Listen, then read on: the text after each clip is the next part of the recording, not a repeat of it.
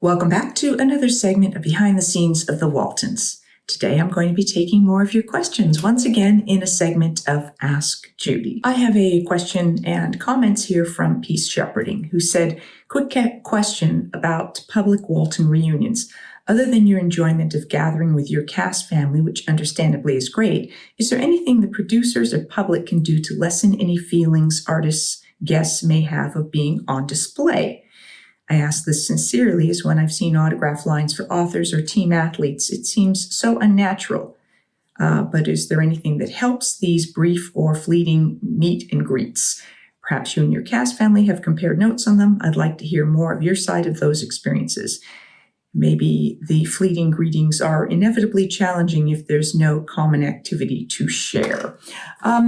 Well, let's see. I mean, there's no question that one of the things that is appealing to us as Walton cast members is having that opportunity to be together and spend time, not so much in the work environment there as when we're just on our own. If we go grab a meal together, we hang out together in one of our rooms at the end of the night.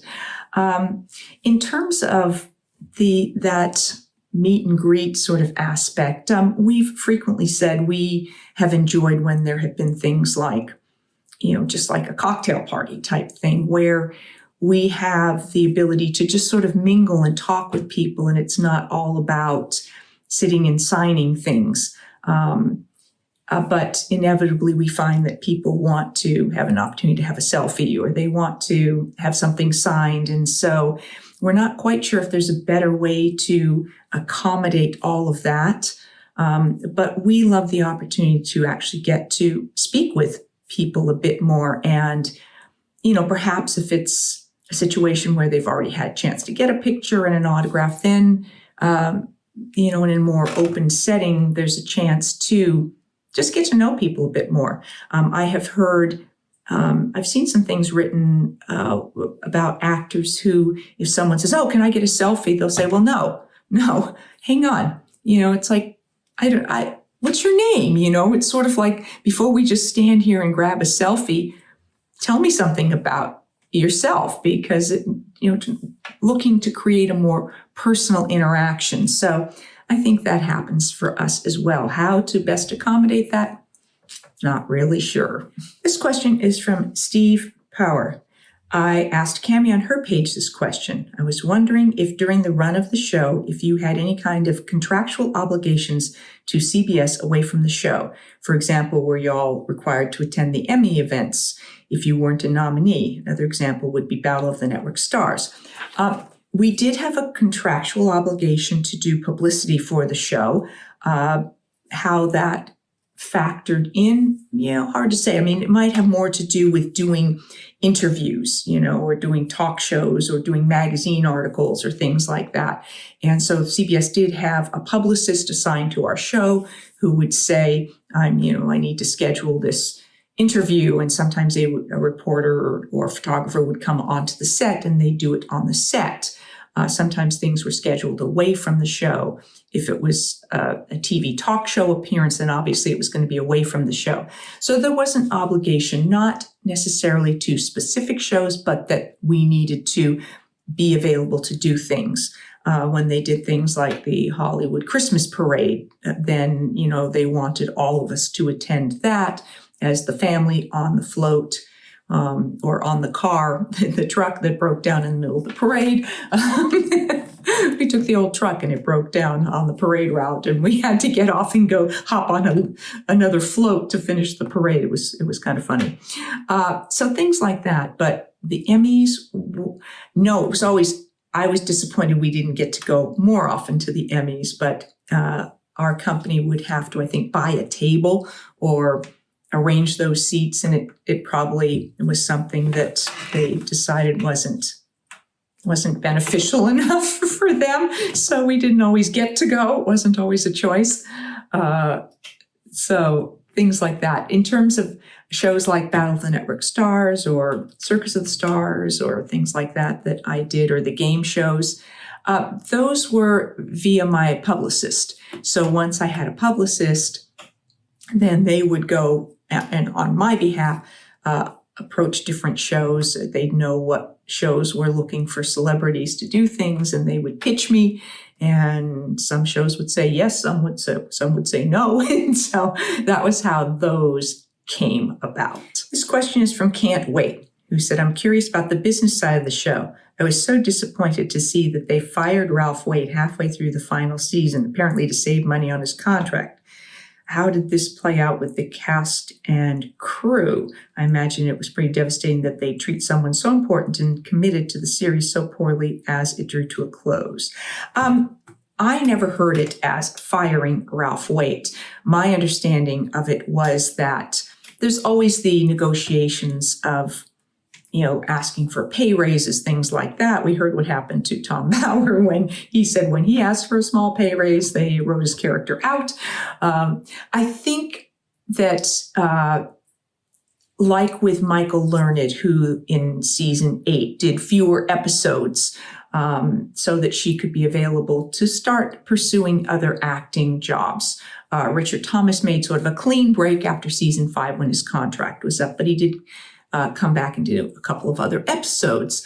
For Ralph, I think it was the combination of him wanting a pay raise but also wanting the opportunity to do other work. So I think they compromised on that and said, okay, we will pay you more per episode for fewer episodes. That way you get more money per episode, but you also are then free to go on and do other work rather than, the commitment of 9 months out of the year, which left very little time to pursue other acting jobs. So that was my understanding of the situation with Ralph rather than they fired him, because I don't think they ever fired any of the main cast. Yes, we were too important to the show. So I'm not sure where that other rumor of fired started. Unless I specifically heard it from Ralph, I would not believe it. And even if he was supposedly quoted in an article, doesn't mean if you didn't see it come out of his mouth, I don't know that he said it or that it was true. This question is from D. Gator, who was asking about the song at the end of the festival when Josh plays the trumpet, and I have been asked what that song was.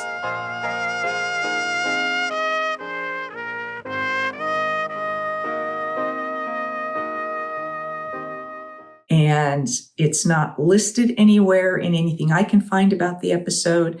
I asked John Walmsley. He said he didn't know what it was, that it would probably be listed someplace in some of the like BMI or ASCAP or whoever handled the licensing for the show, that it would be listed someplace in there, but that's not the kind of research I'm familiar enough with to dig up. So if you are that research person, then I would say you could probably find that information there, but John didn't know. So we did our best. This question is from Dry Cracker, who said, have a question for you. Since the executive producer is bringing the money or other valuables to the table, are they the first in line to be paid when or if profits roll in?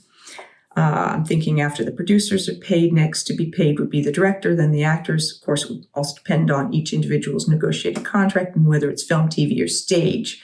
I've heard of some individuals negotiating for a percentage of the profits instead of settling on a set standard fee. Yes, there is investors always are paid back first. And usually I don't know that this applies to television because the funding in television is done differently, where the network or the company gives the budget to the production company. So they are taking the money, all the revenue from advertising and things like that. So how that contract is negotiated with the production company between the revenue from advertising, I'm not clear on. Most of the stuff within television, I think, is negotiated within the contract in terms of pay raises. And then perhaps someone gets an executive producer or a producer credit. As an actor, sometimes you'll see a star of a show will also have an executive producer credit. Then I think they share perhaps in a piece of the show. However, the producers make their profits, which can be from multiple reruns, selling it in syndication, things like that.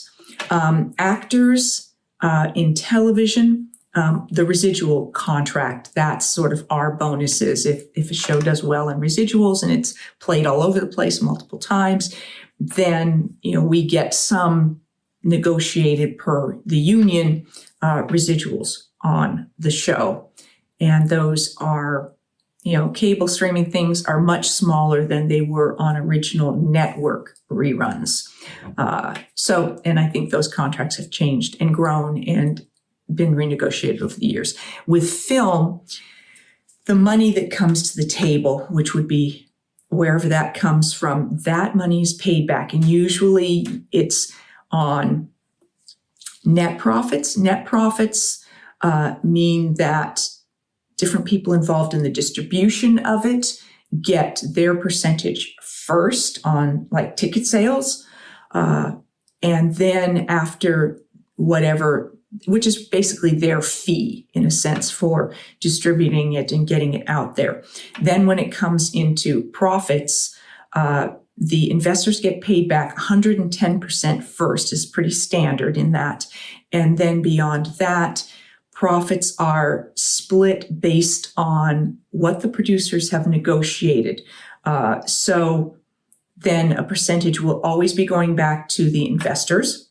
And there's like points. So as an actor, when you're negotiating a contract, if you are in enough of a power position to get points on the picture, it might be like, you have producers' points. So the producers say has 50 points. So they have 50% of the profits, and they can give away a certain number of points. So they might give them away to actors to entice a key actor that they want, a director, perhaps a writer. So that's where those come in. So each of those points are then a certain percentage of the profits. So when you get into profits, then those percentages and stuff get paid off. So that's mostly my understanding of how it works. Hope that helps. Thank you for joining me for this segment of Ask Judy. I will be back with more behind the scenes of the Waltons, more Ask Judy. If you enjoy these, please do hit like and subscribe. And if you have a question, put it in the comments below. See you next time. Thanks for watching.